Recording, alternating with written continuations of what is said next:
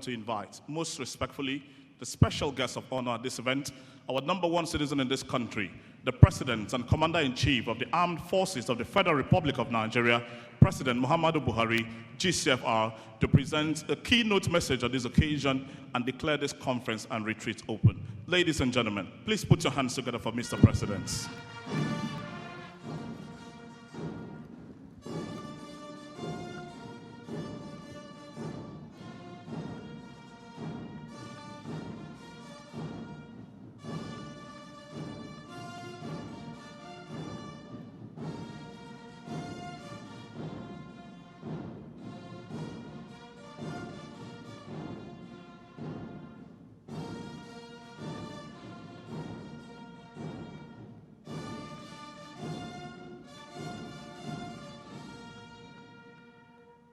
Thank you. Please sit down.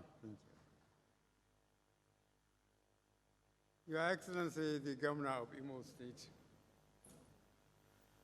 and Your Excellency, the Governor of Owerri State, ministers, and Minister of Police Affairs especially, members of the Federal Executive Council, chairmen and members of Police Service Commission, Service Chiefs and Inspector General of Police, representative of the Chairman, Independent National Electoral Commission, INEC, traditional rulers, distinguished invited guests, ladies and gentlemen. I'm delighted to attend this event as the special guest of honor. The conference and retreat for senior police officers at this state is our nation's democratic progress in both timely and significant. This conference and retreat will enable us to discuss issues relating to the role and capacity of the Nigerian police being the lead agency in the electoral and internal security process towards ensuring a peaceful, secure, free, fair, and credible 2023 general elections. It also provides a unique opportunity to brainstorm on pathways to guaranteeing a stable internal security space in the countdown to the electoral transition exercise. In my address at the 72nd session of the United Nations General Assembly on the 19th September 2017, I made it very clear that our faith in democracy remains firm and unshaken.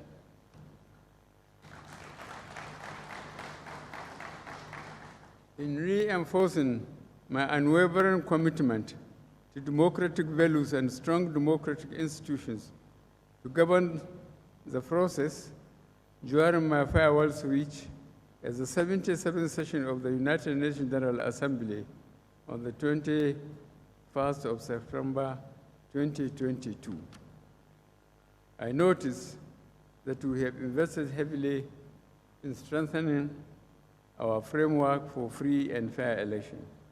And hence, I reaffirm on the global stage that as President, I have set the goal that one of the enduring legacies I would like to leave is to entrench a process of free, fair, transparent, and credible election through which Nigerians elect leaders of their choice. Nigerians elect leaders of their choice. I also noted that it has been my experience that a democratic culture provides a government with the legitimacy it needs to deliver positive change. I remain steadfast to these commitments. This informed my disposition to strengthen the legal frameworks and to enrich our legal processes as exemplified by my assenting to the amended 2022 election bill on the 22nd of February this year, 2022. Despite these initiatives, it is recognized that no nation advances its democracy and attains its socio-economic and developmental goals without an effective policing system. There must, therefore, come to a time in life of a nation when the people and government must, in national security interest, frontally address challenges that have historically been negatively impacting on public trust, partnership, and institutional efficiency of the policing agency. For us as a government and nation, we recognize that the time is now. It is in cognizance of this that our administration has prioritized critical reforms in the Nigerian police force in order to reposition it to effectively fulfill its internal security and democratic governance mandates in conjunction with the Independent National Electoral Commission and other strategic agencies in the electoral process. In furtherance of this, I assented to the Nigerian Police Trust Fund Bill to provide legal framework for an enhanced funding regime for the force. Similarly, I assented to the Nigerian Police Academy Bill to grant statutory recognition to the institution and position it effectively to attain its young and futuristic manpower development programs. I also approved a new and befitting salary and welfare regime that aligns the remuneration of police personnel to dictates of their critical functions, while also approving and releasing funds to support the recruitment of 10,000 police constables annually to address the wide manpower gap in the force. In addition, I approved the adoption of the community policing model as the internal security strategy of the country, with requisite funds released to implement the initiative. Social intervention funds to address critical operational and capacity development initiatives of the force were also approved. As part of the re-engineering project of the force, the federal government is currently working with some development partners towards strengthening the police reform agenda.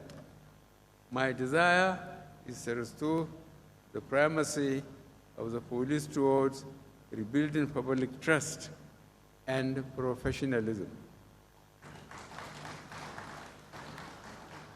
My vision is also to bequeath to the nation a police force that is not only modernized, but well-funded, suitably equipped, and appropriately reorientated to effectively police our democracy and guarantee a stable internal security order under a citizen-led, technology-driven, rule of law guided by intelligence-based policing models. I am inspired that by our reform initiatives, we have laid a solid foundation towards the restoration of the operational competence and professional efficiency of the police. I am also pleased to note that our police, in conformity to my democratic visions and in manifestation of the positive impact of these reforms, have in recent times been demonstrating high professional, ethical, and operational standards as reflected in their performances in internal security operations and during the recent off-season electoral outings in Edo, Anambra, Ekiti, and Osun states. For this, I commend the force leadership and all officers of the force and wish to charge you all to continue to project a force that will remain apolitical, firm, and loyal to our democratic values in the countdown to the 2023 general elections. It is only by so doing that our police can truly be defined as not just the true friends of the citizen, but as dependable and trustworthy partners in the drive to advance our democratic journey. As I have often observed, elections are local, and it's only when the votes truly count that the faith of the citizens in the democratic process can be demonstrated and government legitimacy assured. This can best be guaranteed through a well-policed election and security operation that is impartial, firm, and professional. This is what, on this day and at this occasion, I charge the Nigerian Police Force to deliver to the nation during the 2023 general elections.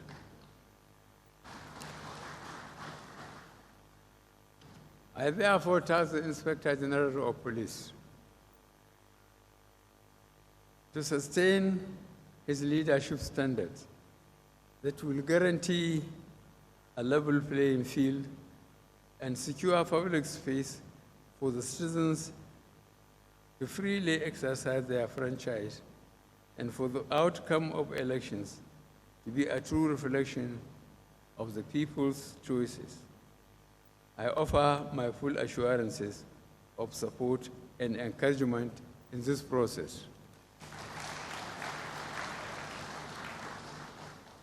I am fully aware of all steps being taken by the Inspector General of Police to adequately prepare personnel of the force for the general elections, including the recently concluded geopolitical election security management workshop, as well as the ongoing operational plans ahead of the exercise.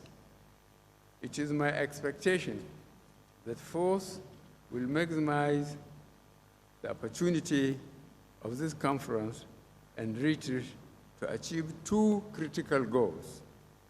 First, to review the current and evolving internal security threats as they may impact on a peaceful and successful elections. Second, to perfect operational plans that will guarantee a credible outcome in the 2023 general elections. I now wish to congratulate and to commend the Inspector General of Police for providing focused, courageous, and visionary leadership for the Nigeria Police.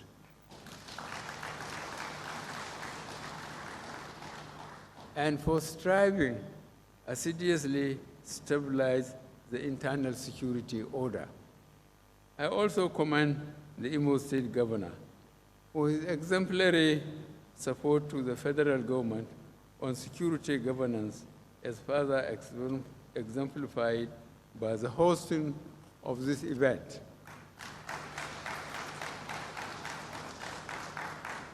It is now my honor to declare this conference and retreat for senior police officers open. I wish you a rewarding engagement. Thank you for your attention, and God bless the Federal Republic of Nigeria.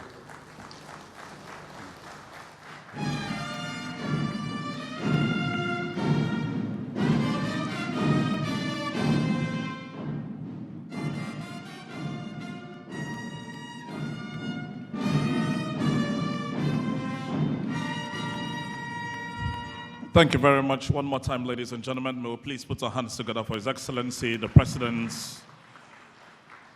Respectfully, we're going to invite all of those in the front row to kindly just come forward for a group photograph with Mr. President.